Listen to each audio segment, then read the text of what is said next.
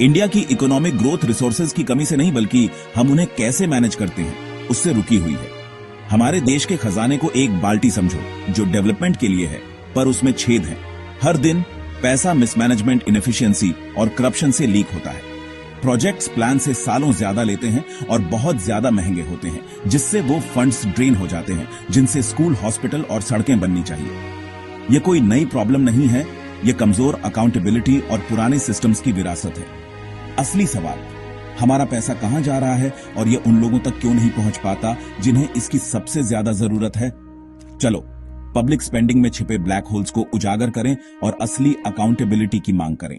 DD infrastructure projects में अक्सर देरी और रेड टेप की वजह से लागत दुगुनी हो जाती है, जिससे ऐसे फंड्स बर्बाद होते हैं जो जिंदगियां बदल सकते थे। गरीबों के लिए बनी वेलफेयर स्कीम्स लीकेजी से भरी हैं।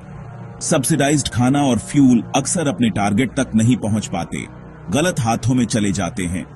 पब्लिक सेक्टर अंडरटेकिंग्स जो कभी प्रोग्रेस का सिंबल थीं, अब लगातार लॉस और एंडलेस बेलआउट से खजाने को खाली कर रही हैं।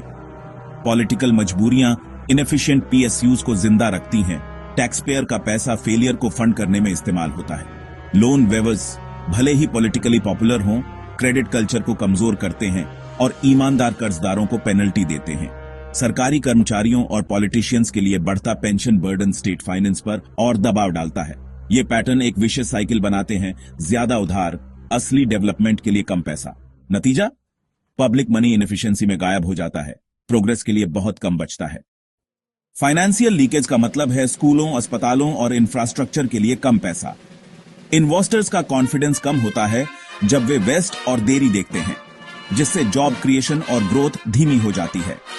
हाई फिस्कल डेफिसिट सरकार को ज्यादा उधार लेने पर मजबूर करते हैं, जिससे इन्फ्लेशन और ज्यादा इंटरेस्ट पेमेंट होते हैं। यह हमें एक साइकिल में फंसाता है, ज्यादा कर्ज, कम डेवलपमेंट। ईमानदार टैक्स पेयर्स को पेनल्टी मिलती है, गरीब पीछे छूट जाते हैं और पब्लिक ट्रस्ट कम होता है। सोशल और इकोनॉमिक कॉस्ट्स बहुत ज्यादा है। इसे ठीक करना सिर्फ इकोनॉमिक्स के बारे में नहीं है, यह एक मोरल इंपेरेटिव है। सॉल्यूशन ट्रांसपेरेंसी और अकाउंटेबिलिटी पर बनी बोल्ड रिफॉर्म्स में है। टेक्नोलॉजी हर रुपये को ट्रेसेबल बना सकती है, नागरिकों को खर्च ट्रैक करने में एम्पावर कर सकती है। अकाउंटेबिलिटी को एनफोर्स करना होगा। देरी और फेलियर के असली कॉन्सिक्वेंसेस होने चाहिए। आउटकम बेस्ड बजटिंग में शिफ्ट करें, सिर्फ एलोकेशंस को नहीं, रिजल्ट्स को फंड करें।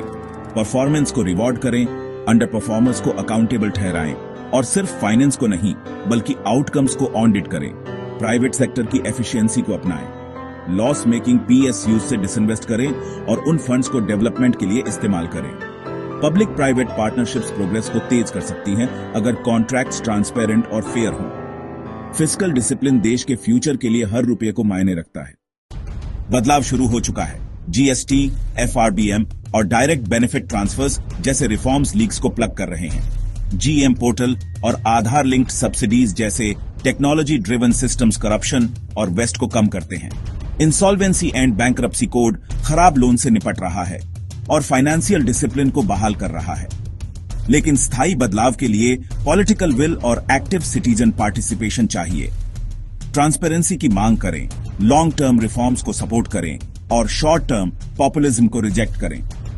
इंडिया का उदय हमारे रिसोर्सेज को वाइजली मैनेज करने पर निर्भर करता है, जिसमें डिसिप्लिन और अकाउंटेबिलिटी कोर में हो। जब हर रुपये का सम्मान किया जाता है और उसे अच्छे से इस्तेमाल किया जाता है, तो इंडिया की असली पोटेंशियल अनस्टॉपेबल होगी।